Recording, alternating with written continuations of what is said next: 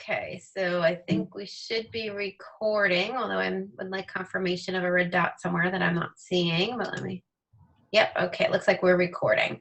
So anyway, first of all, welcome everyone. For those of you who don't know me, my name is Dr. Christine Harrington, and I am delighted to be serving as the Executive Director of the Center for Student Success here in New Jersey. And I am just beyond thrilled to work with so many wonderful leaders across the state on such important, such important initiatives such as Guided Pathways. So what we're going to do today is we have a wonderful webinar in store for you, Guided Pathways in Action, the Mott Community College story. I just want to share with you a little bit of information about the center, and then I'll turn it over to our colleagues in Michigan. So for those of you who aren't familiar, the mission of our center really is to work with all of the 19 community colleges in a very collaborative way to increase both the successful experiences and outcomes for our college students in New Jersey. We're using a Guided Pathways framework to kind of guide us in terms of what kinds of activities we're going to support.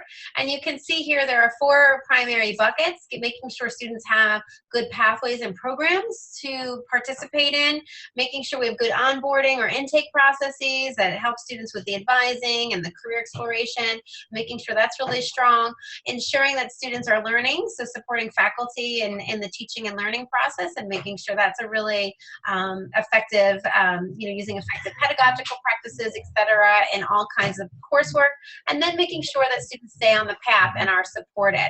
So that's the framework that we're using. Our strategic priorities this year, which we're in the process of developing a more formal strategic plan, but our priorities and our focus will be on issues such as advising, career exploration, student success courses, and program maps. As you can see, those are all very much Guided Pathways centered activities. And then professional development, not just for full-time, but also for part-time faculty. In addition to that, we also want to increase our college readiness and college credit now work that was already well underway, and really make sure that we continue to offer those kinds of services and programs to our students.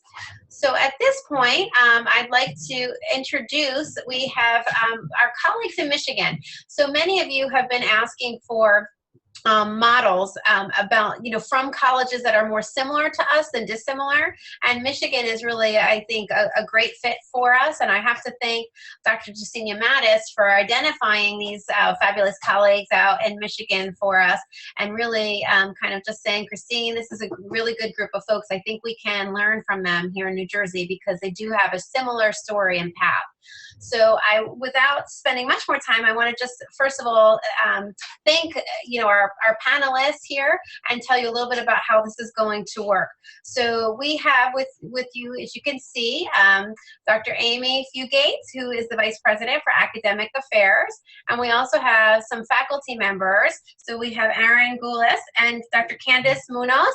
And I think based on my conversations I've already had with them, I think you're going to find the information that they have to share to be incredibly real, genuine, and practical in terms of some just tips and strategies that they have discovered along their path there in Michigan. They will be doing a presentation first, and then after the presentation, there will be time for Q&A. And for my Guided Pathway leaders, as you know, we're having a follow-up conversation afterwards. We're going to log out of this, and we're going to log into that meeting. So if you're a part of that initiative, we will be having a separate process. So without further ado, I will go ahead and turn it over to our colleagues. So I'm going to stop sharing my screen so they can start sharing theirs. And hopefully this all works well. Okay, you should be seeing a screen that says Mott Community College. I do. Excellent. Mm-hmm. Excellent. We're going to start with Dr. Fugate. Our camera is supposed to shift to whoever's talking, but if it doesn't for some reason, don't panic. It'll catch up. And when it does shift, which it did, it will still say Aaron Goulis because he put this together, so he put his name on all of us. And so anything that you want to quote after this, just use his name, please. And I should tell you that he stopped by my office today right before we were going to do this and said, I should have thought about this when I stayed up till 3 a.m. last night watching election results. And I said, oh, so did I. So if we doze off, just say something to us and we'll come back to it. But I'm sure some of you did as well. So it's an interesting day today. I will share with you that Michigan briefly is a state of 28 independent community colleges. We have an independent university system. And the idea of pathways of any kind was really foreign to us in this state. The way it's set up in our state is you develop articulation agreements with our universities between the community colleges, and you have to do it by every single department. And so there's hundreds and thousands of articulation agreements floating around, and you can imagine how infrequently those get updated. So when the idea of guided pathways came to Michigan, it came to us through our Center for Student Success. And they put together a meeting and they invited all the colleges to send a team to come and learn about guided pathways. And I think, quite frankly, we're shocked when out of the 28 community colleges, 24 showed up. And there is just such a strong desire in our state to try to find some method of doing things in an easier way for our students, to give them a path that allows them to go from us into a transfer program without having to do all of these convoluted things that we do that end up with our students getting mad at us because they transfer somewhere and credits don't transfer, or they didn't take the right classes. And so that's what drew us into the guided pathways. We had so much interest that in our state they broke it out and said, well, we'll take schools that'll be in cohort 1, then we'll do a second cohort and a third cohort. And so we happened to be in the first cohort. And I think one of the keys to us was that I had been involved with a lot of the transfer work at the state level already. So I had been keeping the faculty apprised of some of the things we were doing on this, and that this idea was coming down. And having been a faculty member for 20 years, I was a faculty member that hated every year going to our kickoff meeting at the beginning of the year and hearing some new initiative that the vice president threw out that we were going to be involved in.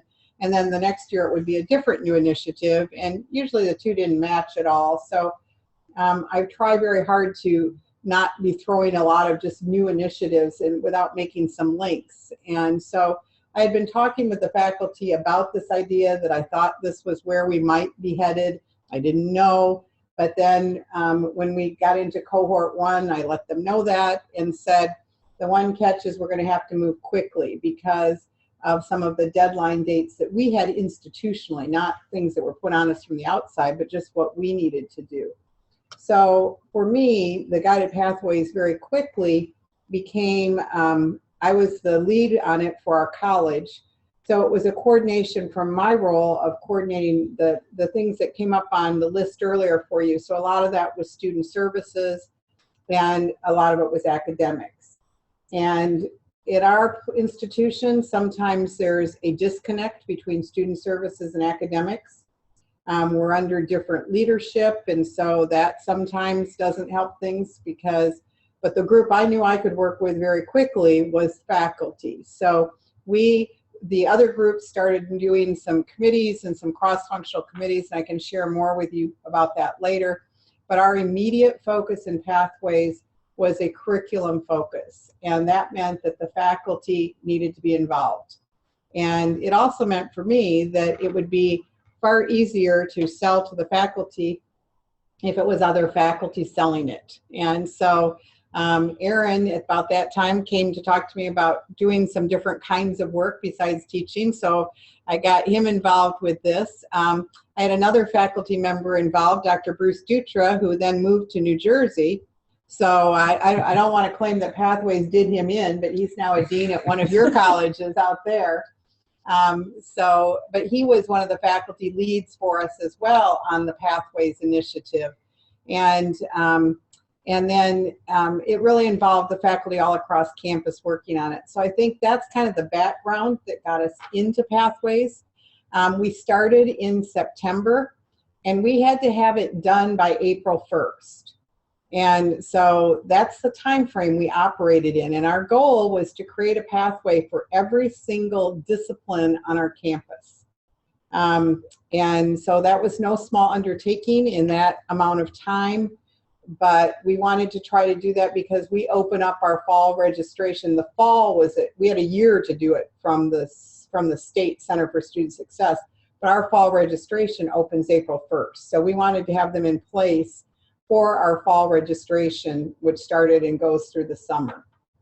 So that was our self-imposed deadline to do this in a few short months. And we were successful, and not all the colleges in Michigan were successful, and I can share some of that as well. But we were, and I think it's largely due to the faculty driving it. So with that, I'm going to let Candace, Erin and Candace talk about what happened with them, and they come at it from different standpoints. Erin was in a leadership role, and Candace was one of the faculty that was just out there on the front lines having to do this as the coordinator of the communication department. And so we have some departments at our college that are one faculty member, we have some that are two, and then we have some larger departments too. So it was every size range of department working on this. Okay, so in addition to creating the semester by semester course sequences for over 80 different liberal arts disciplines, as well as occupational programs, at the same time, our IT department was implementing something we called Backpack, which was a system to guide students through these pathways that they choose, and to make sure that they can track their progress. The camera hasn't moved, so let's see. I think so, maybe. Okay, has the camera moved? Hey, there it is. Okay, so we're at the same time we were doing these semester by semester sequences, we were also working with our IT department to figure out how to get these sequences into a new software package that they were implementing. So there were a lot of moving parts beyond just curriculum, and Dr. Fugate will also a little later talk about the student services side as well, with advising and things like that. So how did we do it? Being a faculty member, I underlined and italicized and bolded and capitalized faculty leadership. I do not think this would have gone as smoothly if there hadn't been faculty members, not just because I was one of them, but without faculty members that were telling their colleagues sometimes, hey, this is great, this is awesome, let's look at how this can help students, and let's do this, and it'll be great. And sometimes, depending on the colleagues we were talking to, look, we got to do it. They're going to make us do it. If you don't do it, who knows what they'll do to you. So, you know, depending on who you talk to, and that sort of changed the tone. We also did a lot with working collaboratively between the faculty who were in the leadership positions and other faculty who were in charge of our professional development program, creating opportunities for faculty to work together on these things. Also, as we worked on these, and I'll talk about the nuts and bolts of that in a second, we kept an eye on transferability. We wanted and I think I might have misspelled transferability, but I'm not sure, wanted to keep an eye on making sure that courses that faculty placed in those pathways were courses that would transfer to our university partners, particularly the University of Michigan campus in Flint. And we really made an effort, and this was kind of new for us, to emphasize courses that transferred as equivalent courses, not just transferring as general credit or general education credit or time served, or however it shows up on the transcript. We also had to think about what would happen after we developed these discipline-specific pathways for history, communications, English. What do we do with students who don't know what they want to do? We decided to kick that can down the road for 6 months while we worked on this project. Yes. I should mention that a lot of the pathways models say to start with meta majors, and that it's easier to come up with like 6 meta majors where you can group courses together and put every student that comes in into one of the 6 meta majors. And there are some really successful programs with that. And I would say, look at that. I didn't do that here because of knowing the faculty culture at this college. I think if we tried to do meta majors first, we would have been bogged down. We wouldn't have met our deadlines. We would have been bogged down arguing about what should be a meta major while everyone tried to fight to get their classes into one of the meta majors. And so I made a conscious decision early on based on the culture of my college. And I think as you move forward with this, it's important to consider your culture. Other cultures, they never would have been able to do what we did with looking at all the 80 different areas and doing that. That would be overwhelming in their culture.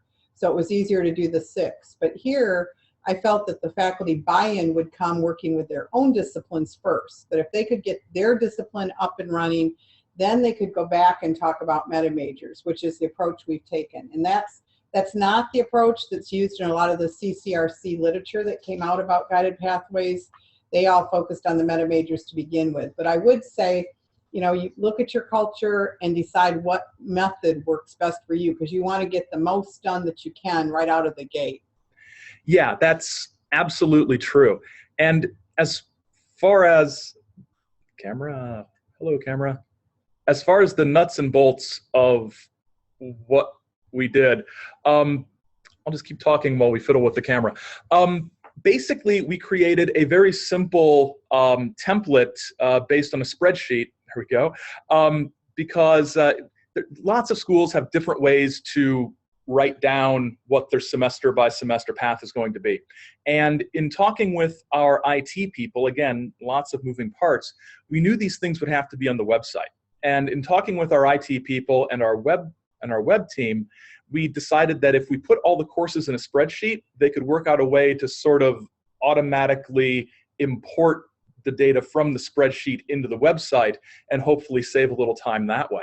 So it was very simple. We simply set up a spreadsheet, and you have fall of year 1, and you put what we considered to be a full course load for a full-time student, 12 to 15 credit hours in there, and then winter year 1 and spring, summer, and then fall, and sort of created an ideal course by course, semester by semester path for a student taking those courses. It was different, of course, for the Associate of Arts and Associate of Science degrees than it was for the occupational programs.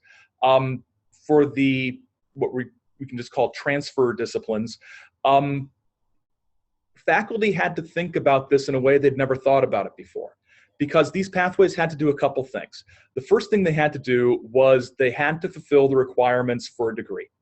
That was non-negotiable. You can't just have, well, our students transfer without getting degrees, so that's what our pathway reflects. We weren't going to do that. This pathway would lead to an Associate of Arts or an Associate of Science degree. So we had to make sure that faculty had all the degree requirements met, which means for the first time, faculty had to think about their disciplines in terms of courses besides their own. Because I'll be honest, when I heard history pathway, I was like, well, take these 10 history courses and the rest of it isn't my business. But that's not how it needs to work. So you have to figure out which courses need to be taken when, which electives from other gen ed areas complement that program. And when you think about transferability as a faculty member, you also have to think about things like which of these gen eds that I think would be good are accepted at the schools where most of our students transfer to. So in history, for example, we struck up some relationships with some actual faculty members across town at the U of M campus here. Unfortunately, there wasn't a lot of time in our schedule for a lot of those conversations to occur. So transferability is still something that we're working on. We also had to think about the fact, and this was a different way to think about it too, that when a student finishes their associate's degree and transfers, we never really thought about it as they are then hopefully going to be a junior majoring in whatever. And so by the time you get done with those courses in your degree here, are they ready to be a junior in whatever discipline they're majoring in? So these are the things we had to think about, in addition to things like putting math and writing courses in the first semester. That was another non-negotiable thing. So right before I moved to Candace here, one last thing, my role as one of the faculty leaders and the other faculty leaders is when faculty were completed with their pathways, they sent them to us. We looked at them, we made sure they met the degree requirements. We said, are you sure that this actually makes sense? Do you realize we don't offer that class anymore? And sort of coordinated things between different faculty members. Now, Candace can talk about her experiences as a faculty doing this sort of thing. One of the things that I think occurred in communication, at least, was that we were at the process kind of before starting the whole Pathways project of working with the Michigan Transfer Agreement. So we already had a lot of changes that were happening to our degree programs. And I think that really did open the door for faculty members to be willing to just clean it all up in one slot. So before, we would have students who would come in and they might say, hey, I'm really interested in pursuing communication. And there was no well-organized plan to really be able to help those students figure out what they wanted to do next, or even how that would work with the institutions that they were transferring into. And so as we began to think about the implications for our students, I think a lot of the faculty buy-in came in the aspect of really understanding that, hey, this is going to not only lay out the foundation for our students, but it's also going to give us a really clear-cut idea of how to help students move through these programs. And we obviously had a lot of that in a lot of our occupational programs, where it was really set out in terms of what students would take semester by semester. But in the humanities division, and probably social sciences as well, it was not very well thought out. And so it gave us an opportunity to really begin to talk with some of our colleagues, look at institutions in other areas, and figure out what was the most appropriate way to move students through those courses. And so I think that was one of the benefits that really helped in terms of us working on Pathways. I think that one of the things that in talking about the Pathways and those other courses, it's really easy to click into what we took when we were in school. So Candace and I are both communication majors, so she and I could sit down and go, well, here were the gen eds that we took when we were in college. And it was trying to keep everybody away from falling into that trap, because needless to say, it's not quite the same anymore. And so, you know, it was encouraging these conversations, not only with the other colleges to see what would transfer, but also with their peers. And so being able, you know, at a faculty meeting to say, talk to, you know, figure out the gen eds that you want. Even in our occupational programs, the strategy here had been to say, oh, they need humanities classes, or they need social science, and we don't want to pick for them because we don't want to make any of our colleagues mad at us because we didn't put their class down. And so we really, a lot of time was spent with people, forcing people to narrow it down. And we had one holdout program in one of our occupational programs who kept telling Aaron that, you know, they just really weren't going to narrow that they were fine with saying a humanities class. They were fine with saying a social science class and letting the students pick. And Aaron kept saying, that's just not going to fly. You know, the vice president isn't going to let that fly. And he told me one day, this program's still holding out. And I said, well, then just tell them they're not going in the catalog anymore. Nobody will even see their program. And so he went and told him that, and they said, well, she can't do that. And he said, I don't know, she's crazy sometimes. So, you know, we could play some of the good cop, bad cop as well with some of that. But, you know, I think we have to get past this. And what I'd really hoped for were robust discussions about what gen eds would be good. I don't think those happened. And in one of our lessons learned for me is I probably should have made people stand up at the faculty meeting and say, here's why anthropology is a good class to fit in. Here's what I teach. Because we get so caught up in our own disciplines, we don't even know what people are teaching in those other classes. And so if I was doing it all over again, I would have taken a faculty meeting and given everybody that teaches a gen ed, you know, a 2 minutes, sell your program, 2 minutes, sell why this would fit in, or sell what areas this would fit into. What's happened as a result is we've got pathways set, and one of the things we said is they're not written in stone. And so, you know, curriculum develops, there's new courses that are put in. So Candace has a good example of she and her colleague in communication are now going back out and talking to divisions about what communication class would be good in their pathways. So, you know, the pathways can change as well. And so that's one of those things that I think is a tough thing as you're trying to get people to narrow down, because we just don't think that way. We've lived in the world of, oh, a student can pick, and the students have told us we don't want to pick. We don't know. We get overwhelmed when we go and open up social science, and there's all this stuff there. And there were some other just some other struggles and along the way, and lessons that we learned, such as, like Dr. Fugate was talking about, you can't have enough communication. And we didn't have time to have all the communication that would have been ideal. On the other hand, you can also have, as you all know, you can also, as academics, don't worry about it, have too much communication. Yes. Where nothing ever gets done. So the deadline helped us get something done. One question that we're still dealing with that still comes up is, what about part-time students? We developed these pathways on a model for full-time students, and people say, well, our students aren't full-time. We're 70-some% part-time students at this point. And the way we designed the pathways, and I don't know how we could have communicated this more clearly, but I guess we need to keep saying it. If there are 4 courses for a semester in that pathway, advisors advise your students to take 2. Take this one, and the next semester take this one and this one. Because there's people were saying, are we going to create part-time pathways? And the answer was no, because there is no consistent type of part-time student. It's one class this semester, a full load the next semester, they're gone for a year and a half, and then they come back and take 2 more classes. And you can't make a model based on that kind of unpredictability.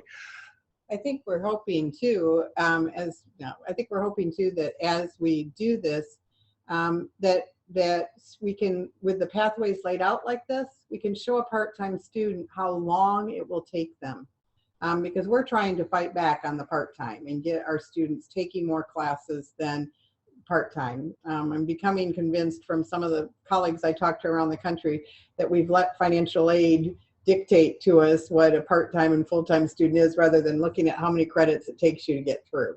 And so I'm hoping that this, between our backpack, which shows the pathway, they will start thinking about, well, maybe I could take another class, or maybe I could do a couple more. Students who place into developmental ed courses and undecided students were 2 groups of students that we made a conscious decision not to try to address in this first round of creating these idealized 2-year pathways. We currently have a team that is finishing up work on our meta majors that are for undecided students, and they have developed meta major pathways for undecided students that also have sort of alternate versions for students who test into various levels of reading and writing and math developmental courses. We've also created a college readiness meta major for students who place at the bottom level of developmental courses, because it's difficult to come up with a schedule for students who aren't able to take college level courses. So that are so low that there's very few courses that have prerequisites that are set that low. So we are in the process of finalizing that.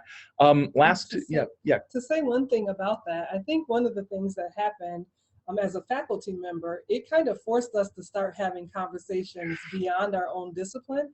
So as I'm thinking about these undecided students who were kind of jumping into communication courses, or the ones who are taking developmental classes and taking communication courses, we really had to start to think about the curriculum in a really broad way. So I could no longer just say, oh, I'm thinking about you take this communication class, then this communication class. I had to think about what reading levels they were at and what would be best and what are the types of classes that work. And as I'm doing that, I'm often making phone calls to several of my colleagues and saying, hey, I heard about this graphic design class, and I'm wondering if this would be a good class to kind of integrate into our pathway. And so I think it broadened our perspectives as faculty members as well. I think one of the other things that I would mention is that Erin mentioned briefly that we put English and math into the first semester. And we did that because based on our own data, we found out that our students were putting those classes off. And it was often one of the factors that kept them from graduating, kept them from finishing, especially math. But in English, they do Comp 1, but then they wouldn't do Comp 2. So we wanted to get those built into the sequence of you take Comp 1, then you do this the next. We'd also been working for a number of years before this on accelerating all of our developmental ed, revamping our developmental ed. So, one of the things we said to advisors, Composition 1 is in the first semester, but if somebody places into the developmental writing, they could do the ALP course semester 1 with the combined classes. So, we know there still has to be advising. Not everybody's going to fall into the developmental ed meta major, but they'll start those classes early. And that was just something that we kind of talked about, and I threw it out there at a faculty meeting, and people said, yeah, we get that. We get why they should have to do that right out of the gate. And we're hoping to see some big changes in our graduation from making those classes appear early. And one last challenge that you will probably come up against as you do this is finding a balance between too many and too few course options. When we started the Pathways process, what we had been told by the CCRC people at our state level meetings is there are no choices. There's this course. They pick one course, and that's the course that should be taken. And so that's what we tried to do. And in subsequent meetings with people from CCRC, that dogma gradually shifted to, well, you can have a couple options, and like this, or this history class, or this anthropology class, because they're both good courses. So sometimes as we were reviewing the pathways that were submitted, we had to have some conversations about, is this too many choices? Or why did you list 5 literature courses in this slot? That's a whole lot. And the English folks explained, well, because in any given semester, we'll only be offering maybe 2 of those literature courses. So it looks like 5 on the pathway, but when the student is actually sitting down to register, they'll have a choice between 2 courses, or depending on the semester, it'll just be 1 course. Last thing, I wanted to show you what the end product was as far as on the website, how these things looked. And this is an example of how we took a degree, an occupational degree that has a huge number of credit hours and a lot of prerequisites, and turned it into a reasonable pathway. There's a pattern here. We've got a description. We've got career possibilities that are linked to Bureau of Labor Statistics data about number of jobs and wages and things like that. And then there's information about all of their requirements. And then on the pathway, year 1, fall, you have the course, the credit hours, the contact hours, and it just goes semester by semester. And when a student logs into their own information in our backpack system, it shows what courses are up next for them when they register. So you'll notice nursing, it's a lot of credit hours, it's a lot of contact hours. And this was a real challenge to put this into a pathway that didn't look like it was trying to be a 4-year degree for an associate's degree. It was quite a challenge. Less challenging was communication, which Candace and her colleagues came up with. And just to give you an idea of how these options look, comp for technical fields, math, an introductory communication course, and here for a social science elective, intro to sociology or intro to cultural anthropology. We're not making it, choose a social science. Down here, there's a choice of 3 humanities courses. But we did this webpage, had faculty come up with all of this information, write descriptions, come up with job information and occupations, and we did it inside of from the moment we actually told faculty start working on it to when we needed to have it done. We had 90% of it complete within 5 months. So it can be done. And I can say a little bit about that, because I think that this is where the whole kind of faculty-led buy-in thing came in. Aaron made it pretty easy for us. And I think as a faculty member, he kind of understood what we were up against. So once we started to get people to understand the idea of, hey, this is going to clarify how we move students through the system, and it's going to help us out in numerous ways, he sent us kind of like a model. We were shown a model at a faculty meeting so we could see kind of what it looked like in terms of history. And then when we actually started to fill out the paperwork, it wasn't just come up with your own. It was like, here, write a description. One looks like this. Here, you can go to this site and check out jobs that are related to it. And so the more things that can actually be done to kind of streamline the process made it a lot easier. And by the time I think he got the spreadsheets, everybody had the same template. And so that made it a lot easier as well. So. I don't think any of us would say that there was no stress with this at all, or that the faculty, that everyone 100% bought in and wanted to do it. what they did buy into was we need to do this. It's about our students, and we participate. We're participating in this through our Center for Student Success. I think faculty pride themselves on the fact that we've done things with this center and do things well. But for me, it was a note I got from Candace as she was at a summer workshop, and she said, I'm sitting around with a lot of people that are struggling with this pathways idea, and now I appreciate how you made us move quickly through this, because it was painful at the time a bit, but we got through it, and we are so far ahead for our students compared to some of what I'm hearing. So I think that was for me a good job. We did this. And I think understanding that as people work on this, the more you can do to help them. It's not a here's your deadline. It wasn't me going, here's your deadline, get it in, have it done. It was a process, and having a lot of faculty that got it done. Some thought it was fun, that said, we'll help look at other ones. You know, Aaron will join in, Bruce will join in, we'll look at other ones. There were a couple departments where nobody wanted to go and help them and talk to them because they get mean and nasty sometimes. And so you probably don't have any of those at your schools, but we have a couple. And so they would get their stamina up to go and talk to them, but in the long run, we made it through it. Yeah. So you want to open it up? So I think I'll stop sharing our screen now, and if Christine can sort of explain what we might do to do the Q&A and how that's going to work, we'll be happy to answer any questions you have.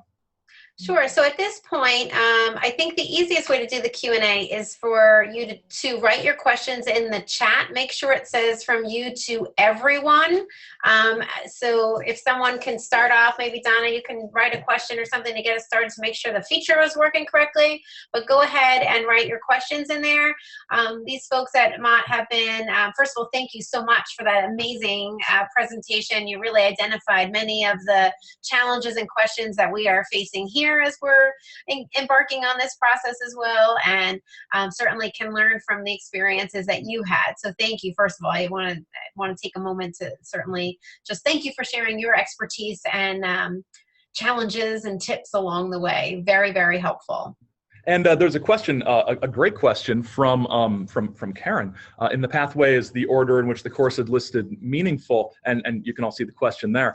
Actually, I don't see the question. Everyone else see the question? Because I'm not seeing the question. I don't know if they're going in the question. You may only be able to see some of it. Okay. So you may have to be the one monitoring this. Just to let you know, Aaron. If I find them, I'll jump in. But go ahead and you go ahead and. Okay. So Karen asks, is the order in which the courses are listed meaningful? Are they listed in order of importance? Are they listed in order of desired sequence? So a part-time student would be advised to take the first 2 of the 4 if they are only able to take 2 courses. I think in some cases there are. For example, in the first semester, math and English are usually, I think we listed them first because those are the ones that are the most important. The order of courses and the sequence, what I have found as I worked through these with people, is the career technical education, the occupational specialty areas had much more rigorous needs for making sure students took courses in a particular order because of the skills that sort of build on each other. In the transfer areas, unless there are prerequisites involved, the order wasn't as important, and that's actually, it ended up being a good thing because some with limited numbers of sections offered and student schedules, they can sort of, okay, I can't take this one, but I can take the next one down because that's a day I don't work. So it depends on the area. So individual faculty will have to make some decisions about how rigorous that order needs to be. And we actually, in communication, I think, spent a little bit of time really focusing on the flow of the courses. So as Dr. Fugate mentioned, we were in the process of creating 2 new courses when all of this was happening. So we also got a chance to sell some of our courses and tell people about why interpersonal communication, for example, was different than public speaking. So we began to list the courses in the order of what we felt was most important for students to take. So our interpersonal communication class, which is one-on-one communication, was one where we put it early on. Public speaking was another one where we put it early on. And then we also looked at just when those classes were typically offered. And part of that was based on just whether they had prereqs or just looking at kind of past semesters when students were more likely to take what other courses. So we put quite a bit of thought into thinking about how students would go through the courses. Okay, on the next question from Kelly, I think in Cumberland, it says that you have 4 cross-functional teams working each week with some faculty involvement.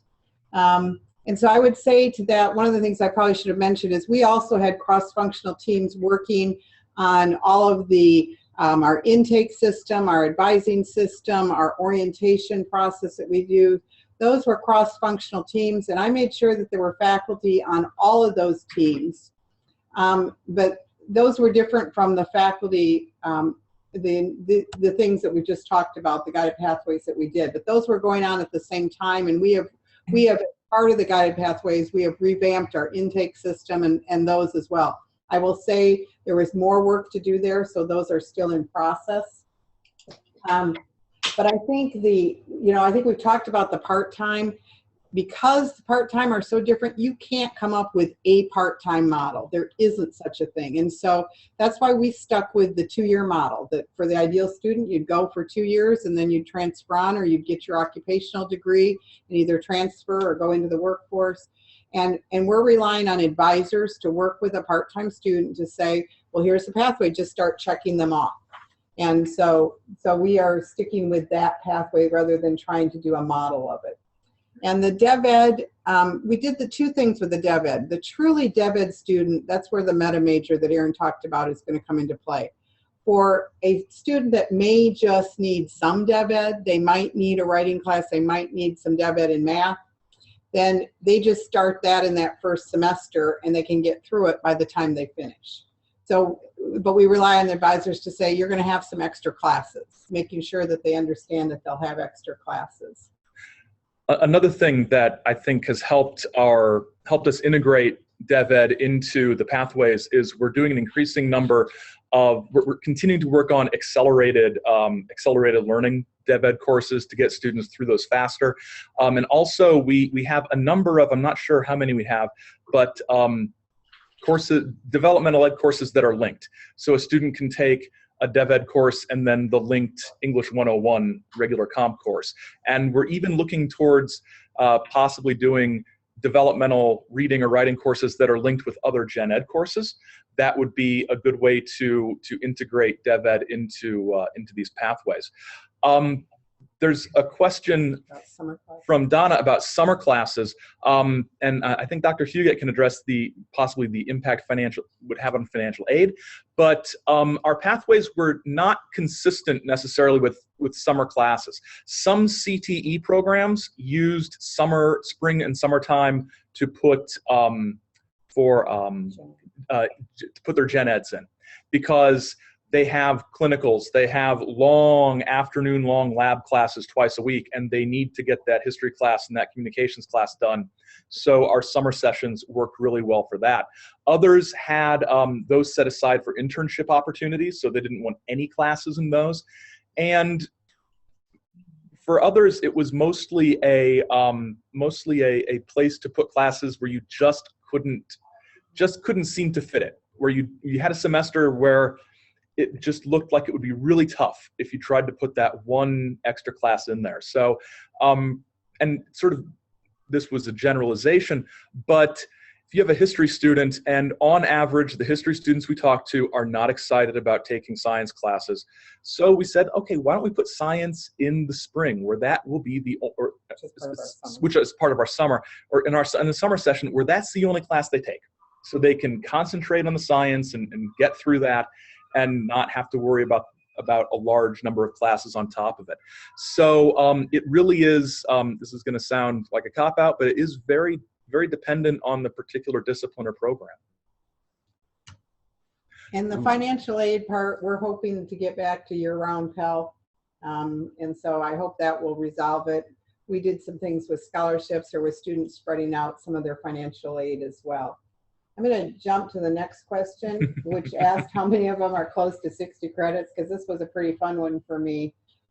We did, when we first did Pathways, there were some areas that were so excited about Pathways that they built, and the one that jumps to my mind is chemistry. Chemistry suddenly became an associate's transfer degree with 80 plus credits because they got so excited when they looked at the university. What did they require in their freshman and sophomore year? And they just said, well, we're going to add in all these classes because that's what the universities do. And we had to remind them, no, we're ramping it back down to 60 to 62 credits.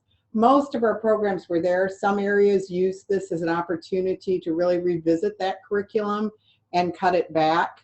We have some occupational programs, nursing, for instance, that was working to reduce their credits. They use this as an opportunity to try to do it. Our culinary program did the same thing. We did some work on that, but we did not let people add to beyond the 62. And that was one of the fun things that some people got so enthused about. I'm developing this major and what this major could look like, and isn't that fun to do that? Yeah, and in the same way, we had some other programs that weren't necessarily like excessively high in credit hours, but had courses that they wanted to go into a second and a half year, an extra semester, an extra year, and we had to work really hard to determine whether or not that might actually be necessary, and in most cases it wasn't. The next question is, have you or will you identify milestone courses or gateway courses, and if so, how do you communicate with students who are not successful in those courses? The meta majors group that is finishing up their work really struggled with this because it's in the transfer areas. I mean, what's a gateway course in history? Because is it World History 1 or is it US History 1? There's really no introduction to the discipline. So that can be kind of difficult. So in general, the way we've thought about it is in the transfer disciplines, that first semester when they have their first history course or their first communication course, that's kind of a gateway. That's where we see if, okay, you just don't get it. And that would largely be a faculty and an advisor job. In the CTE areas, in many of the programs, they've already had some kind of introductory or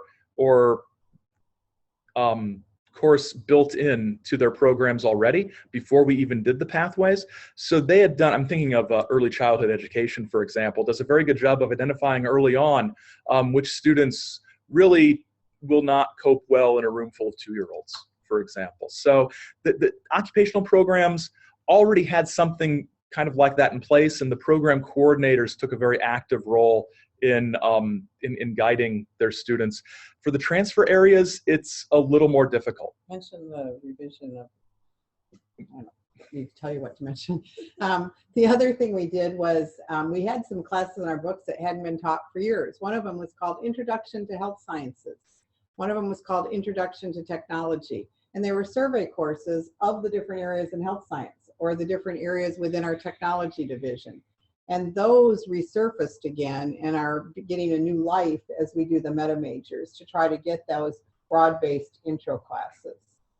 So the other thing with this gateway question, I would mention, if you're talking just the general gateway courses, we didn't make, you know, how do people do your success in the gateway courses like general psych and the biology class. We didn't make that part of this pathways discussion. That's another discussion that we have as well, but it's not part of this. Candace, you got one there? Yeah. Next question? Or? Yeah. All right, so our next question says, how do you map prerequisite courses that are not a part of the degree? And this is where I think faculty members struggled a lot, especially with us trying to figure out what to do with the developmental students and undecided students. And so this came on as we continued the conversation with our meta majors, but the idea was that you're talking about starting students with their first level courses, so the English 101s and so on, and the other courses that they need to take are things that would happen before they really get strongly into the pathways.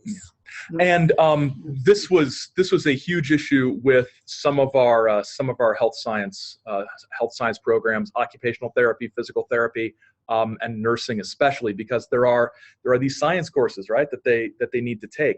And what we did was we just sort of sat down with them and talked about, okay, how does your program work? Because none of us were health science people. And they explained it, and we sort of worked out a system where it's very clear to the student on the website, in their online backpack, when they talk to an advisor, that these are the courses you need to take, this is your pathway, but you have not started the program yet.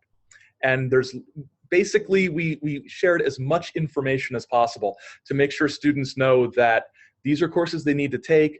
They are not a nursing student at this point. They have to do this, that, and the other to be a nursing student, and that there are reasons for this. So over communication is. We separate those out with we separate those out with pre-nursing, pre-physical therapy assistant, and then there's the nursing pathway. Once you're in the program, here's the nursing pathway. So there's the prerequisite. We basically do the two pathways with it.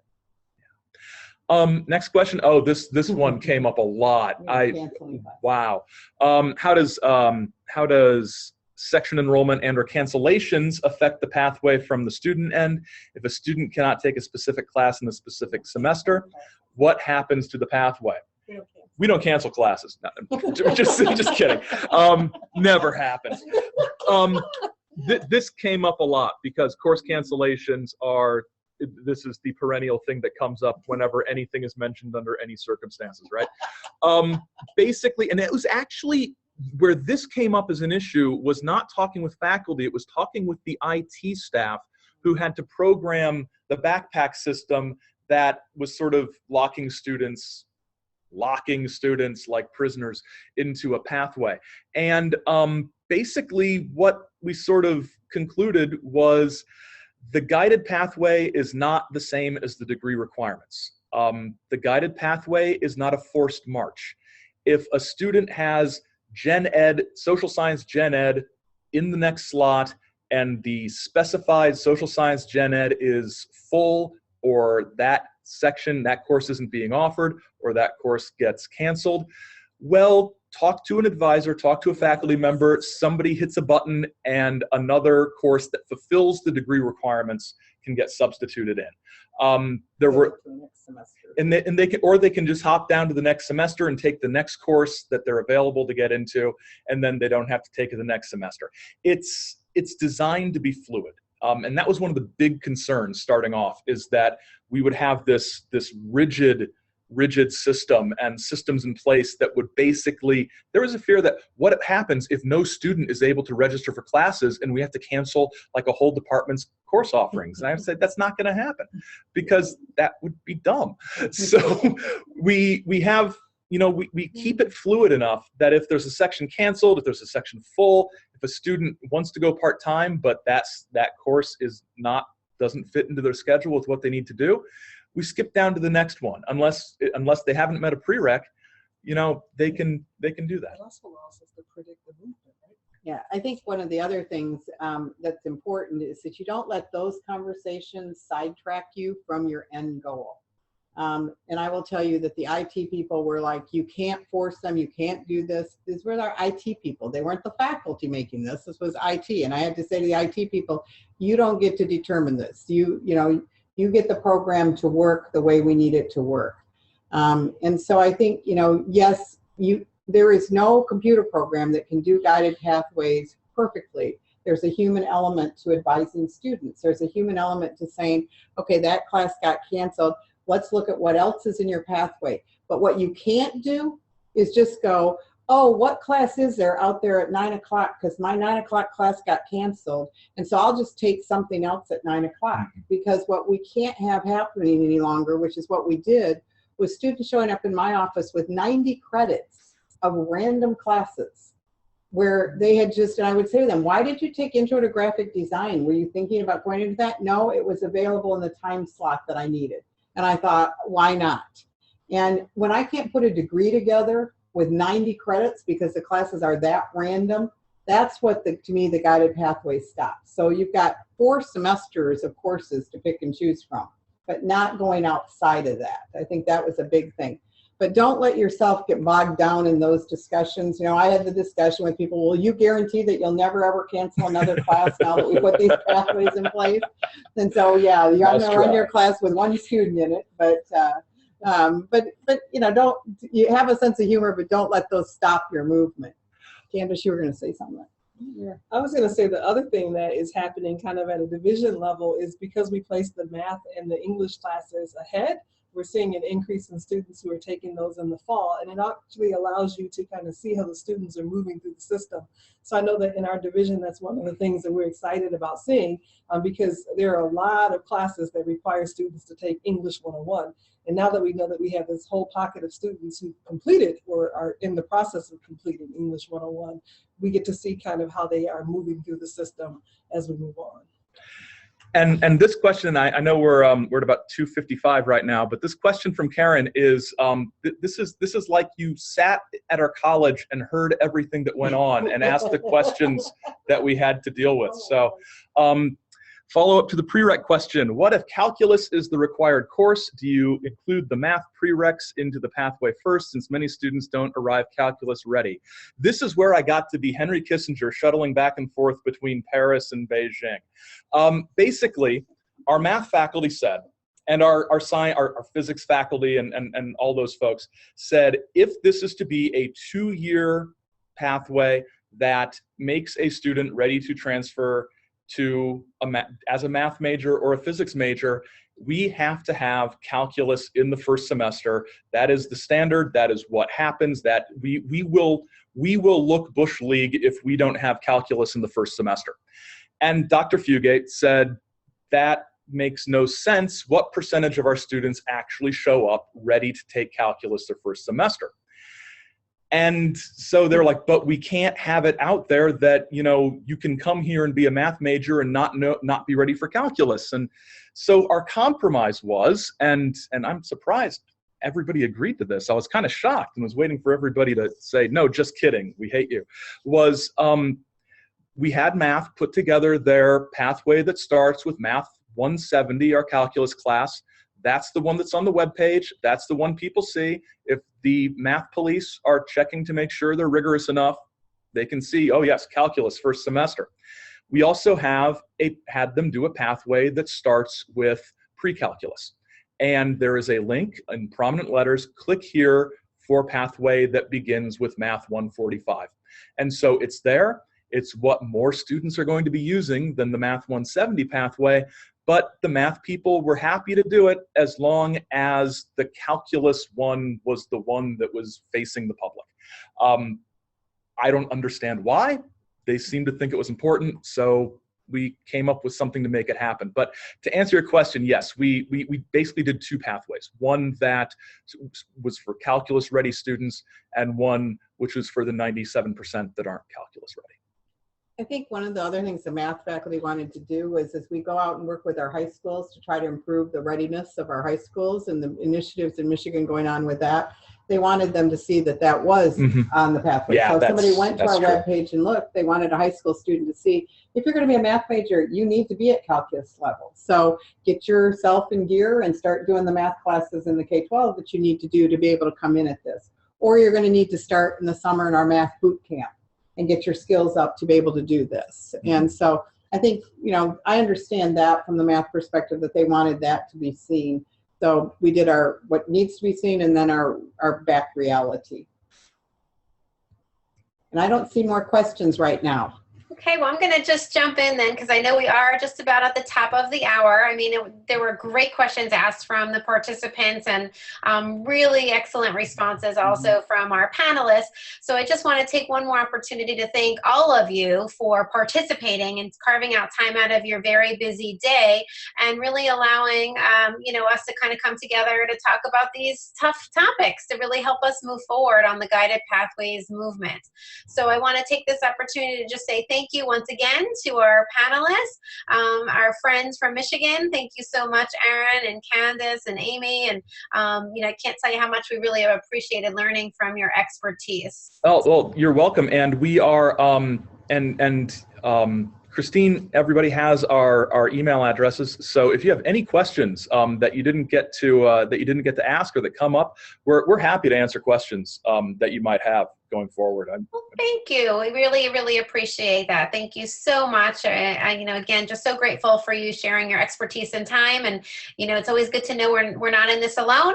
There's colleagues all over the country grappling with the same issues and coming up with some solutions, which is even more exciting. So, I have to say one more thing. We just implemented this for fall, and the feedback from our students is making everybody feel so good about this right now, because the students are excited and the students are telling people, I'm on this pathway, I'm taking these classes. So that they print it out and they show it to you. And so that makes all this work worth it. That is fabulous. Well, thank you once again. And for my participants out there, just keep in mind that we will continue to provide additional opportunities such as this, throughout the academic year. We do have a teaching and learning conference on December 9th. If you're interested in, having your faculty participate, we actually have very good enrollment already. I know we're well over 100. I don't remember exactly where we're at with that number. But if you go to our website or if you email me at charrington@njccc.org. I'll be happy to get you the link over for that information. And once this is all recorded and saved, hopefully it worked. It's our first time using Zoom. We'll get it posted on the website. And I know that our friends in Michigan also are going to share their PowerPoint with us. So we'll get all those materials out to you. And so just thank you all once again. I'm going to go ahead and end the meeting now. Thanks so much. And I hope you all have a fabulous day. Thank you. Thank you. Take care. Bye.